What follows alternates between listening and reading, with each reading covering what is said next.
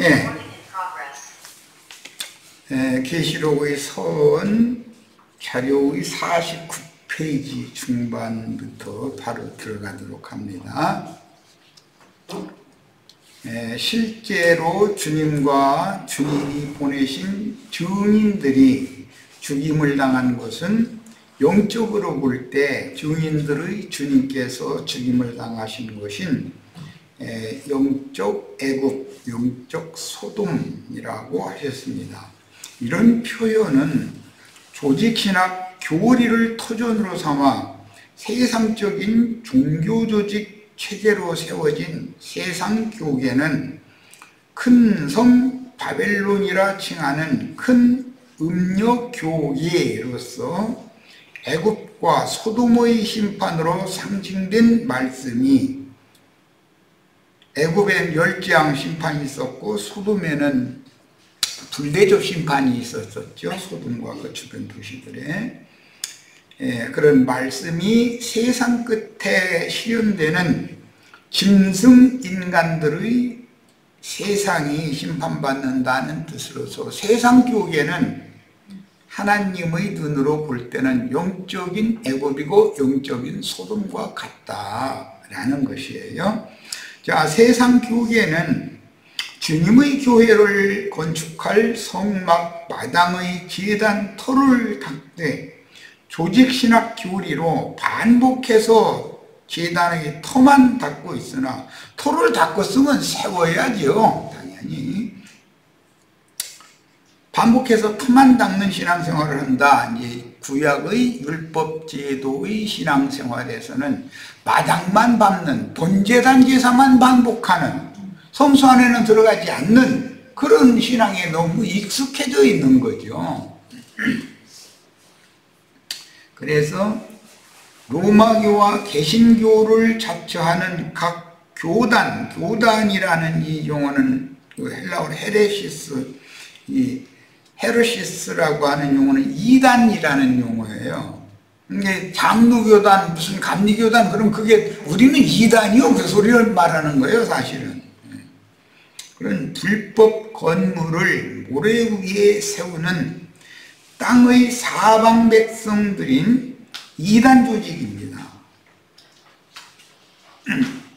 예수님 보고 이단이라고 그러고 바울 보고 이단이라고 하는데 자기네들이 이단이라는 건 꿈에도 생각을 안 하고 있는 거죠.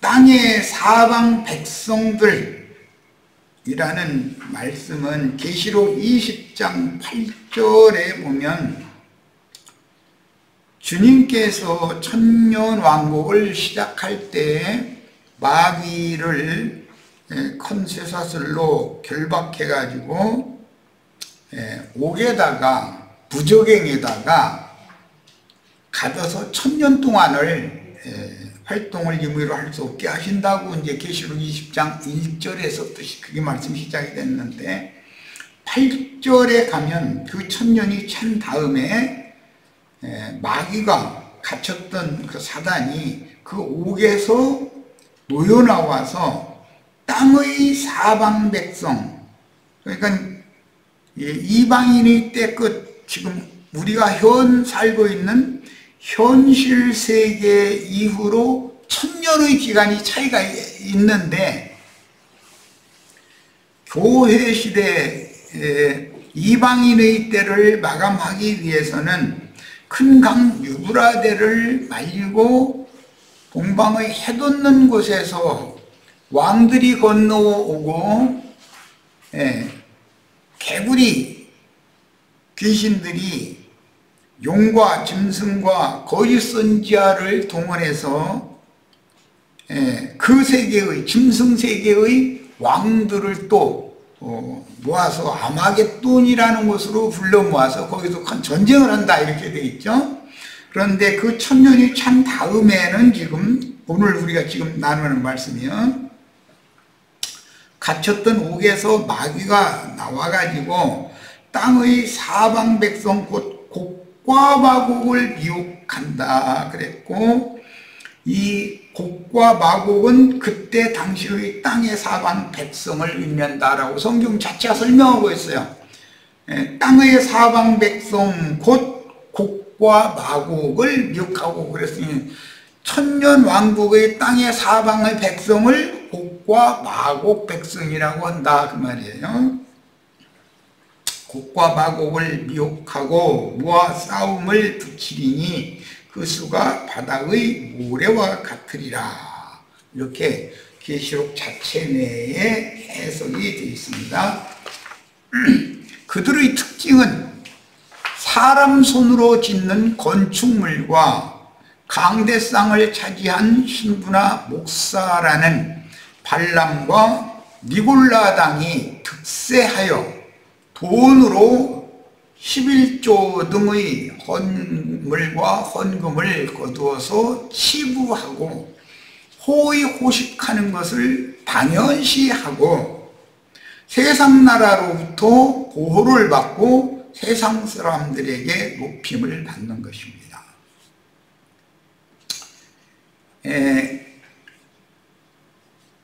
그 적그리스도 무리의 특징이라는 것은 세상 사람들에게까지 인정을 받는 것이 특징이죠.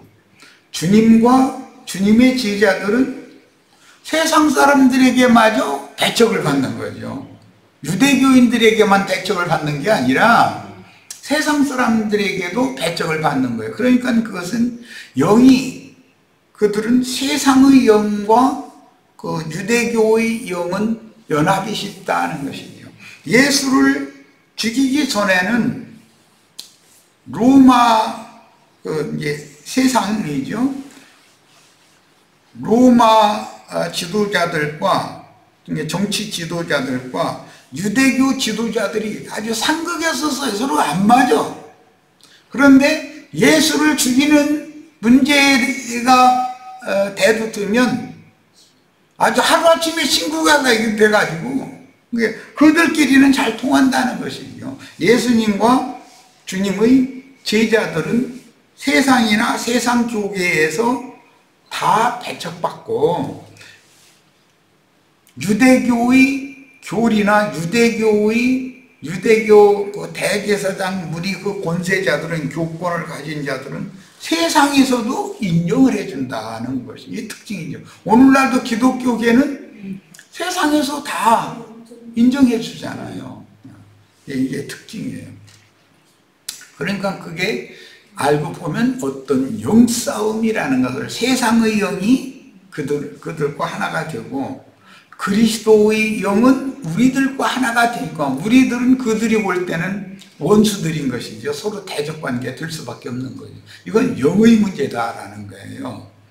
자, 어린 양의 신부들, 완전한 교회인 참 하늘의 참 장막성전 터는 예수님이 피를 흘리신 곳, 곧 오르난의 다장마당이 있는 모리아의 한 산이요 해골의 동산으로 이제 그 골고다 동산으로 실현이 되죠. 모리아의 그 타작마당이라 모리아 산의 내 있던 오르난의 타작마당이라는 것은 신약의 골고다 동산에 대한 모형이었던 거니까, 해골 동산이라는 건 골고다 동산이라는 말이에요. 동산에는 십자가가 세워진 동산일 뿐 아니라 그 동산에 예수를 장사한 바위에 판 새 무덤도 그 동산에 있었죠. 그러니까 그 에덴 동산에서부터 시작되는 이 동산이라고 하는 용어는 사실은 하나님의 임재 처소를 암시하는 그런 산이고, 그건 에덴 동산은 하나님과 아담 부부가 거기서 동고동락을 해야 되는 처소로 창설하신 것이잖아요. 그런데 뱀이 그 에덴 동산을 훼손했고 그 예표대로 유대교의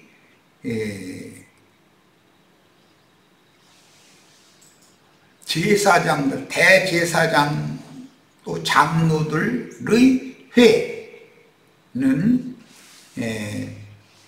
창세기의 에덴 동산에 대한 실현이기 때문에 그 에덴 동산, 옛적의 에덴 동산에서는 뱀이 들어와서 그 동산을 훼손하게 마련이었듯이 유대교의 장로들의 회, 이제 유대교의 기득권자들인데 그들의 신앙 지도를 받는 유대교라고 하는 것은 결국은 사탄, 뱀들의 조직체가 되었다. 그래서 침례자 요한으로부터 시작해서 예수님이 유대교 지도자들을 바리새인, 서기관, 율법사 이런 사람들 보고 뱀들아, 독사의 새끼들아, 그렇게 이제 표현을 했었던 것을 잘 기억하셔야 돼요. 그러면 예수님 때, 첫 아담 때 에덴 동산이 그렇게 훼손을 입었고 예수님 때 유대교의 종교 체제가 그렇게 뱀들에 의해서 점령당하고 훼손을 입었던 것으로서 끝나는 것이 아니고 그 동일한 영이 주님께서 세우신 교회가 세속화되어지고 타락되어진 결과는 많은 불을 위한 큰 음녀라고 하는 큰 성 바벨론으로 타락이 되어서 오늘날까지 이른다. 그 큰 성 바벨론이라고 하는 것은 이제 세속교계를 대표하는 말인데 결국은 둘째 사망, 영원히 꺼지지 않는 유황불못의 중심이 될 것이다. 그런 거예요. 세상 교계라고 하는 거는 그건 세상 교계는 알고 보면 그러니까 주님의 말씀대로 하자면 그냥 세상 바다보다도 배나도 지옥 자식들이 된 자들이 거기에 중심에 보여 있는 것이죠. 이런 이치를 잘 깨달으셔야 됩니다. 주님이 피 흘리고 장사된 동산의 바위에 판 새 무덤, 이건 산반석인데 살아있는 돌이죠. 예수님은 육체로는 죽었지만 영으로는 무궁한 생명의 능력으로 다시 살아나셨잖아요. 그 부활이잖아요. 그래서 산 반석 위에 이기는 자들로 세우는 주님의 교회, 즉 장자들, 천국 후사들의 교회를 세우는 것이 우리들의 사명이고 이게 마귀가 타락시킨 주님의 몸된 교회, 주님께서 이 반석 위에 내 교회를 세우리니 라고 하셨는데 그게 바위 위에 세워진 교회가 있네요. 바위에 판 새무덤이 주님의 교회의 터전인 것이지 십자가가 주님의 교회의 터전이 아니다. 십자가 위에 내 교회를 세우라고 한 것이 아니잖아요. 이 반석 위에 내 교회를 세우라고 그랬는데 그 반석이라는 말은 바위에 판 새 무덤을 의미하는 거였다는 거예요. 거기는 산반석이다. 그래서 너희도 산반석의 터전 위에 산돌같이 하나님의 집으로 세워져야 된다. 이렇게 해석을 하는 거예요. 이 말을 이해를 잘 하셔야 돼요. 주님의 교회를 십자가 위에 세운다고 공공연하게 가르치는 것이 기독교 개의 조직신학 교리에 따라서 그걸 가르치잖아요. 십자가의 터 위에 교회를 세운다 이렇게 가르치잖아요. 그런데 그거는 터를 잘못 잡은 거다. 에덴 동산을 타락시킨 뱀이 그렇게 간교하고 교활하게 다른 하나님의 복음의 말씀을 간교하게 변개시켰다.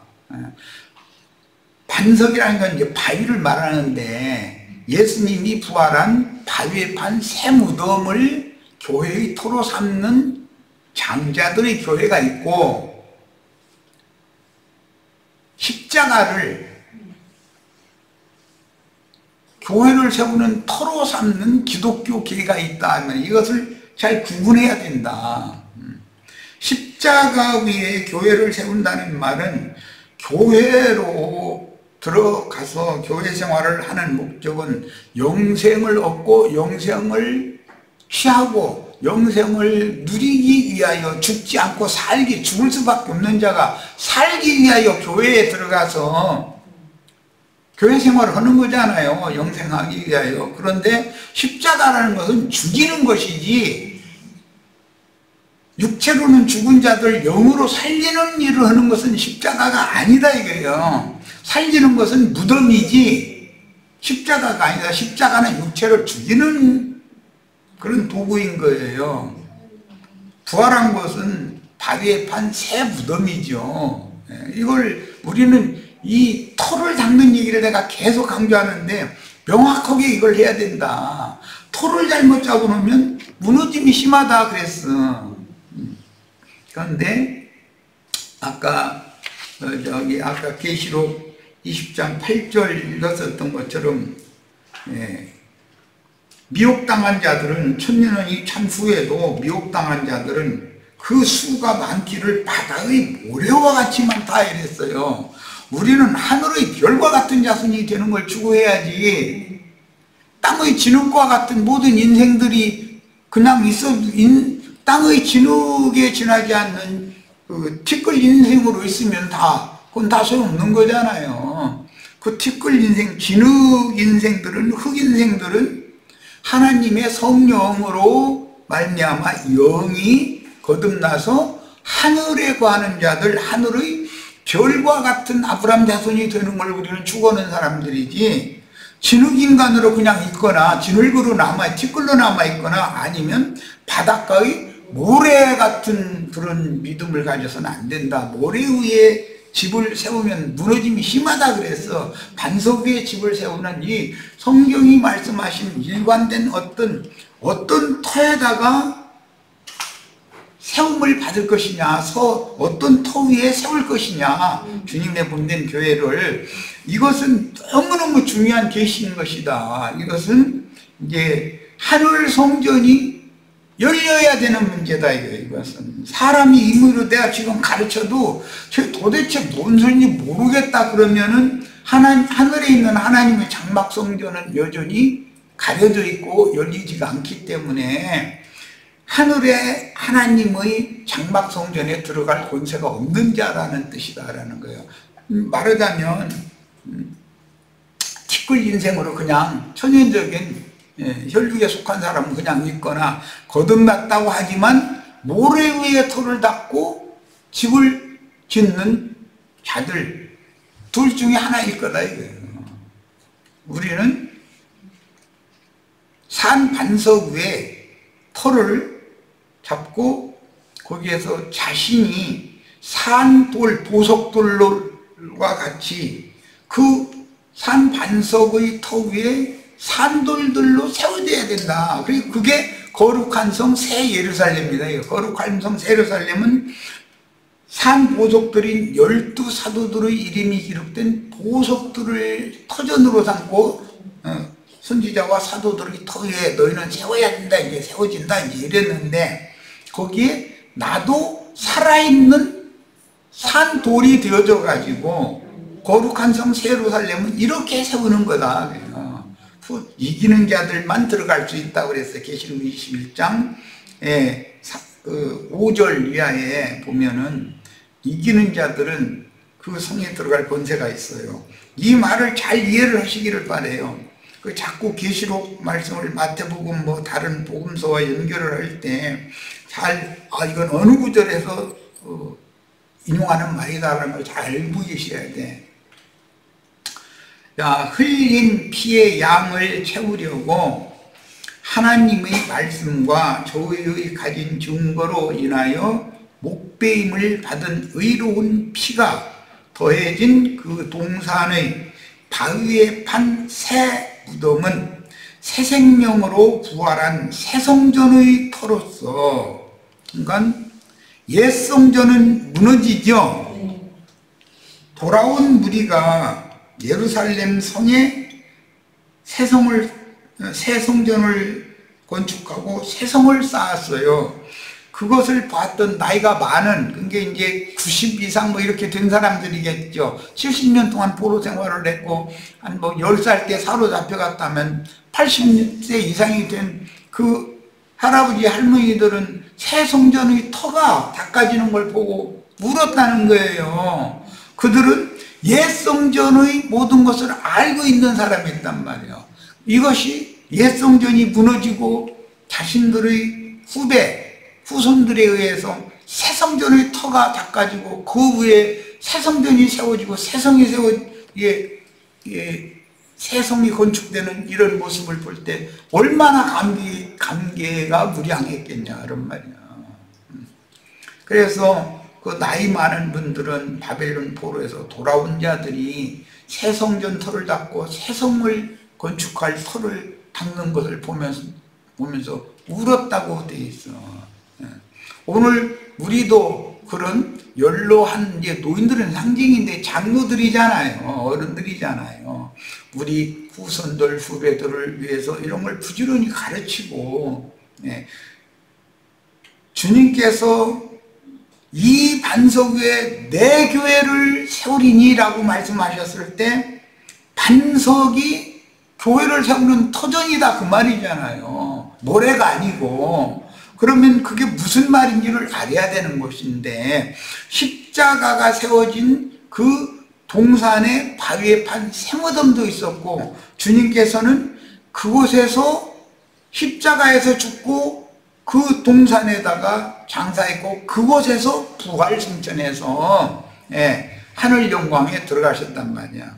그 하나님의 영광을 가지고 하늘과 땅의 모든 권위를 가지고 제자들에게 재림하셔서 제자들의 속에 계시고 제자들의 몸 중에 함께 계신 사실이 믿어지면 이제 너희가 듣는 귀가 둔함으로 멜기세덱에 관하여 내가 낱낱이 말할 수가 없다. 그러나 사실은 멜기세덱의 그 제사장이 되셨다는 말을 히브리서는 아주 체계적으로 증거를 해가면서 지금까지 내가 너에게 많은 말을 한 이 요점은 이와 같은 제사장, 즉 멜기세덱 제사장이 우리와 함께 계시다는 것이다. 저희에게는 멜기세덱 제사장이 함께 계신 게 아니라 아론 반차의 제사장, 율법 제사장이 저희들에게 있고 멜기세덱 반차의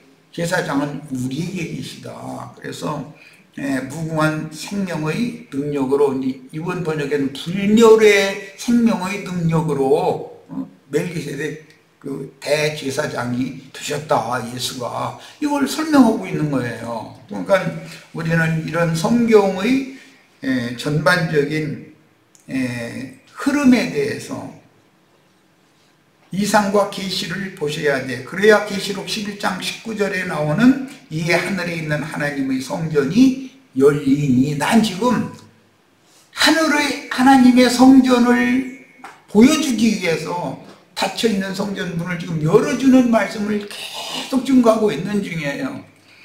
자,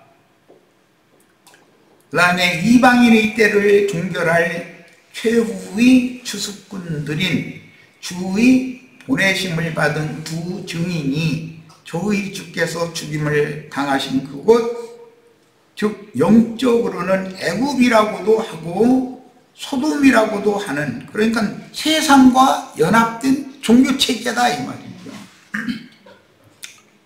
애굽은 모세를 통해서 10재앙을 선포하게 해가지고 심판했죠. 소돔은 하나님이 친히 불로 심판을, 소돔과 고모라와 스보임과 아드마와 그 주변 도시들을 하늘에서 유황불을 비가 내리듯이 내려가지고 불살라 버렸다고 그랬어요. 그 아브라함이 그 먼 곳에서 그 소돔과 그 주변 도시들을 바라보니까 옹기점 연기처럼 이렇게 연기가 올라가는 걸 봤다, 이렇게 돼 있어요. 자, 주의 보내심을 받은 두 증인이 저희 주께서 죽임을 당하신 곳, 즉 영적으로는 애굽이라고도 하고 소돔이라고도 하는 그곳에서, 이것이 큰 성 바벨론으로 결정된다, 계시록에서는 그 말이에요. 마지막으로 피를 흘려 피의 양을 채우는 것은 곧 세상과 연합된 기독교계다. 많은 물 위에 앉은 큰 음녀다. 그거는 짐승의 몸이다 그랬어요. 여기는 그리스도의 몸이 아니고, 기독교계이며 부활 승천할 터는 영문 밖의 반석 무덤에 준비되어 있었다. 예루살렘 성 안에 있는 게 아니라 예수님이 예루살렘 성에서 십자가를 메고 성문 밖으로 나가서 골고다 언덕에 올라가서 죽잖아요. 거기서 죽고 그 동산에 있는 바위에 판 쇠무덤에 장사되고 거기에서 부활하는 것이다. 우리는 지금 영으로 살리심을 받은 부활 생명을 얻은 자들이나 하나님의 신전을 세울 수 있다라고 하는 기본 원칙을 알아야 된다 이거예요. 죽은 자가 어떻게 성전을 세워 살아계신 하나님의 성전을, 십자가에서 죽은 자들이면 다 십자가에서 다 죽었어. 죽은 자들이 어떻게 하나님의 신전이 되냐 이거예요. 영생하시는 하나님의 신전이 될 수 없지. 내 말을 잘 이해를 잘 하시기를 바라요. 십자가를 세우고 예수와 함께 못 박혀 죽은 두 사람이 피를 흘린 그곳은 헤브로의 곳이라고 하는데, 한 사람은 죽은 것으로서 끝났고 또 한 사람은 네가 오늘 나와 함께 낙원에 있으리라 그래서 그 예수와 함께 그날 죽었지만 그날 낙원에 있을 사람은 바위에 판 쇠무덤에 들어간 사람이지 흙무덤에 들어간 사람이 아니다 이거예요. 이게. 그래서 두 사람이 피를 흘린 그곳은 헤브로의 곳이라고 하는데, 그래서 골고다라고 그러죠. 골고다라는 말은 헤불이라는 뜻이에요. 이 말은 출애굽기에서 이스라엘 백성을 출애굽시킬 때 모세가 요셉의 유언에 따라서 요셉의 해골을 어깨에 메고 나왔죠. 광야 생활을 하는 동안에 그 요셉의 해골을 왕벌이라고 비유를 했어요. 이스라엘 백성들 하나님의 군대는 벌떼로 상징을 했고, 그 벌떼의 대장 여왕벌이죠. 세상 나라로서 보자면, 물질적으로 보자면 그 왕벌은 요셉이다 이거예요. 요셉의 영을 말하는 거란 말이야. 결국은 모세가 앞장서서 이스라엘 백성들을 인도하니까 요셉의 해골이 그 백성을 이끌어가는 거잖아요. 영적으로는 그 얘기단 말이에요. 그래가지고 결국은 가나안 땅 에브라임 족속에게 준 기업에 요셉의 해골을 장사했잖아요. 거기가 영원한 안식처 장자들의 기업이다 이거예요. 거기가 두 기업을 두 분깃을 받은 장자권자들의 기업이 거기 있다 이 말이에요. 해골의 곳이라고 하는데 지상의 첫 성전은 반드시 세속화되므로 영문 밖에 준비하신 새 터 위에 세운 더 크고 온전한 하늘의 참 장막 성전인 하늘의 시온산에 이른 자들로 세운 한 성으로 회복이 되어야 된다. 그러려면 쉽게 표현하자면 계시록 2장 3장에 나오는 아시아에 있는 7 교회에서 어떤 교회에서든지 이기는 자로 주님 앞에 또 빼내심을 받아가지고 그들을 위해서 저희 주께서 예비한 한 곳에 가서 거기에서 거룩한 성 새 예루살렘으로 세워야 된다. 교회를 완전히 하나님의 완전한 임재처소, 하나님의 영광만 충만한 그런 성으로 회복시켜야 된다, 교회를. 그래서 계시록 21장 7절에 보면 저희는 내 아들이 되겠고 나는 저들의 하나님이 되겠다. 이것이 최종 우리가 지금 신앙하는 목표다 이거예요. 그들이 누구냐? 이기는 자들은 이 모든 것을 유업으로 받으리니. 이 모든 것을 유업으로 받는다는 건 하늘에서 한 성이 내려오는데 단장된 신부와 같더라 그러면서 거기에 그 성 밖에는 많은 백성들 이야기도 나오고 이제 그런데 그런 모든 것을 만물을 새롭게 하신 만물을 유업으로 받는 사람들, 이기는 자들이다 이 말이에요. 이게 성경이라는 것이 창세기 시작에서부터 모든 과정을 거쳐서 계시록 결론에 가면은 최종 인생의 목적, 신앙 신앙의 목적, 표대가 거기 딱 정해져 있기 때문에 성경이 기록하고 가르쳐 주시는 대로 신앙생활을 하는 것이 우리 인생의 의미요, 가치요, 목적이요, 정확한 인생의 표대다. 이걸 향해서 정확하게 달려가는 사람들이 의미를 알고, 인생의 의미를 알고, 가치를 알고, 인생의 목적을 알고 인생을 살아야 될 거 아니야. 우리가 다 이처럼 밝은 계시가 임하기를 바라요. 자, 영원한 하늘의 참 장막 성전인 새 예루살렘, 아브라함의 후사들을 위해 하늘에 준비하신 한 성을 세우는 참된 신앙의 터는 의인 아벨로 시작된 증인들의 피가 호소하는 하늘 성전의 제단이야 하므로, 하늘 성전의 제단이라고 그랬지만 사실은 구약 율법대로 자면 지성소의 시은자에다가 뿌린 피만이 아벨의 피보다 더 낮게 증거를, 영적인 증거를 확실하게 하는 증거니까 그 핏소리를 들어야 된다. 그 사람이 거듭난 사람이고 이기는 자인 것이죠. 독사들의 소굴인 예루살렘 밖의 그 동산에는 십자가의 터도 있었지만 바위에 판 새무덤의 터가 있었다. 십자가에서는 죽는 것만 하는 것이지 거기서는 새 생명을 얻고 부활하는 게 아니다. 반드시 바위에 판 새무덤에서 부활하는 거다. 터를 정확하게 잡아야 된다 이 얘기를 하는 거예요. 자, 계시록 11장 19절까지만 읽고 다음 시간에 이제 다시 거기 들어갈 건데 한번 읽어보고 마칩니다. 이에 하늘에 있는 하나님의 성전이 열리니 그랬는데, 오늘 우리 형제 자매님들에게 하늘에 있는 하나님의 성전이라는 것은 하늘에 거하는 자들 곧 하나님의 장막이다 그랬기 때문에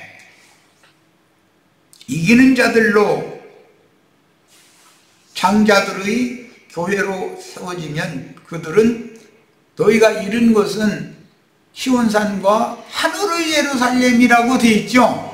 그러면 이상이 하늘에 있는 하나님의 성전이 지금 이런 말씀을 통해서 열려야 된다.